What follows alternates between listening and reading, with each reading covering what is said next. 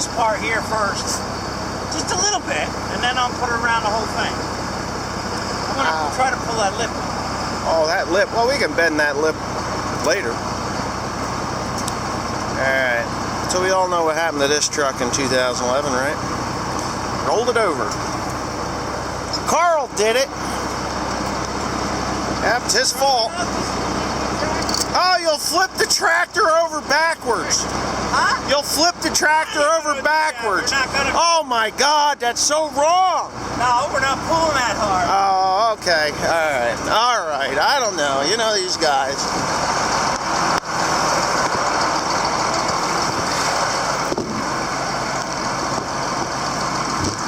So anyways, we're just gonna zoom this fucker in. Excuse the French.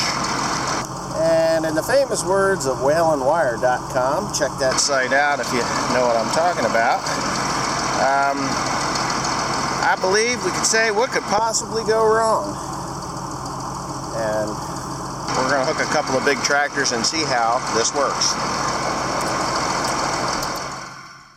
Okay, so we're getting ready to straighten this frame out, and it's going to be a little tricky.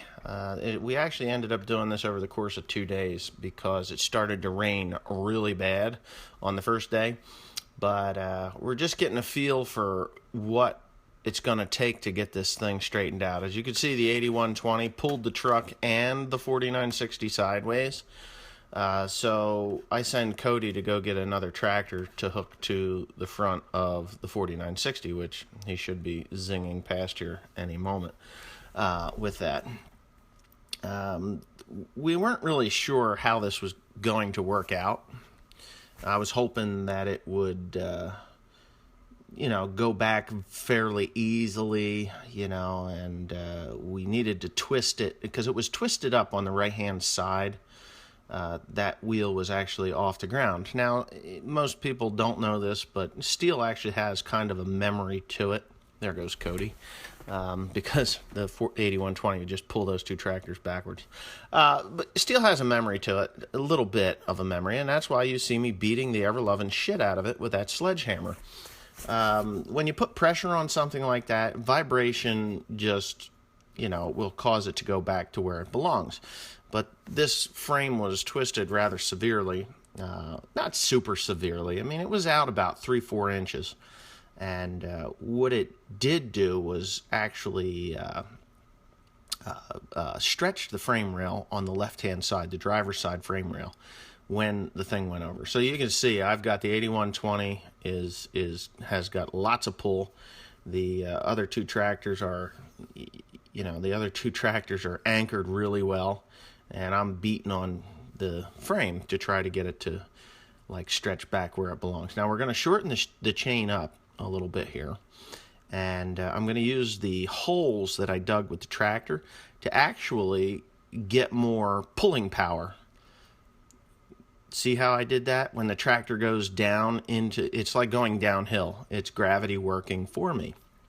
So I've got the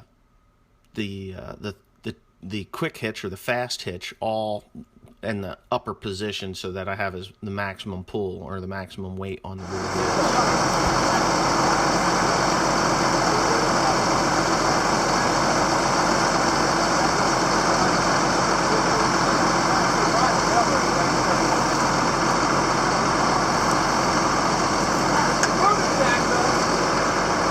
The Buddha jack does. Day 2, right? Are we recording? Day 2 in the attempt to straighten this frame. We're getting more John Deere iron out here to pull on this mag. So what you can do is actually put it on the front of Carl's truck and aim it this direction.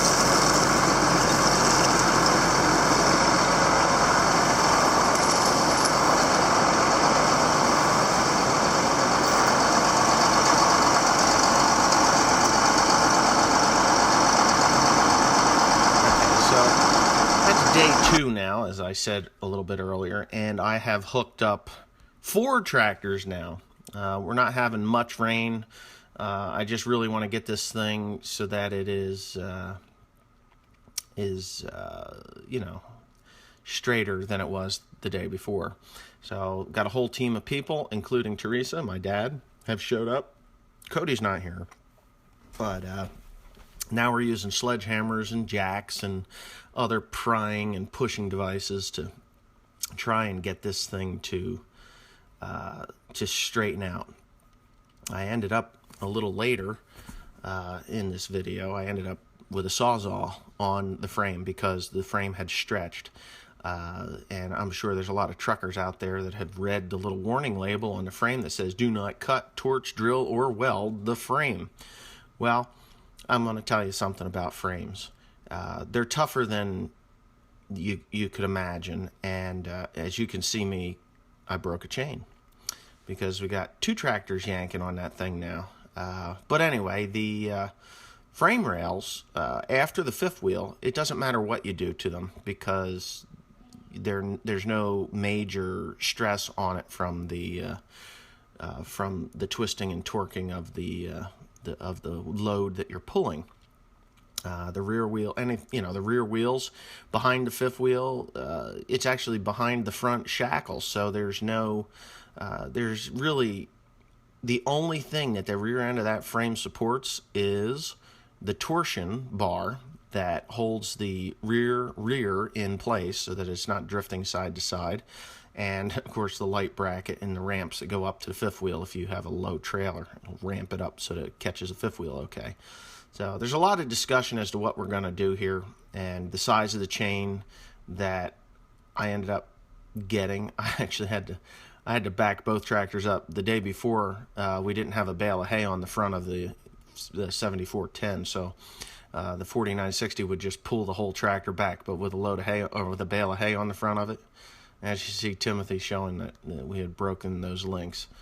So yeah, even with the 8120, then the 7810 pulling on the 4960 and the 7410 with the bale of hay on front, we have it straight. It's actually a little bit beyond by about an inch, but like I said, steel has a memory, and you can bend it, and it just won't, it'll spring back to where it was before. So that's when I pulled the Sawzall out and I cut the upper web of the frame, and yeah, and I'll show you in a video probably tomorrow of what I did to that frame to rejoin it back together. I didn't have to put any double frame or anything in there. I actually took my torch, and I didn't videotape it because I really wasn't going to show this procedure on YouTube, but I decided that I probably should because I got a lot of footage that needs to get up. I got a lot of footage, but you beat on it with a hammer, and you could feel the whole truck shift and move and turn and twist, and it was weird. You hit it with a hammer, and things would jump and pop, and you could see it under my feet, how it was doing that. Of course, then we released it and came back into it and looked at it and thought, well, is it right? Is it not right? What are we going to do? Timothy's sitting on that chain. But yeah, it seems like it was going to work out okay. So when I got done sawzalling it and getting it straight, it is actually perfect. You can walk past it. Actually, a friend of mine, he came past it last night, and he says, well, where was it bent? And the only way he could tell where it was bent was where it was shiny from where I had welded it. And the other side of the rail was fine. But here we go.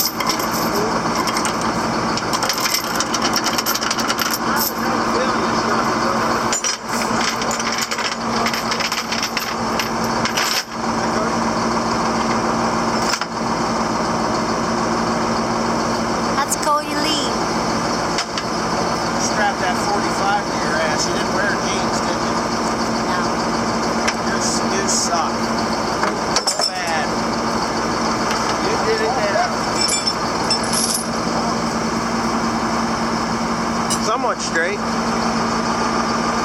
little bit crooked. Huh? Asian crooked.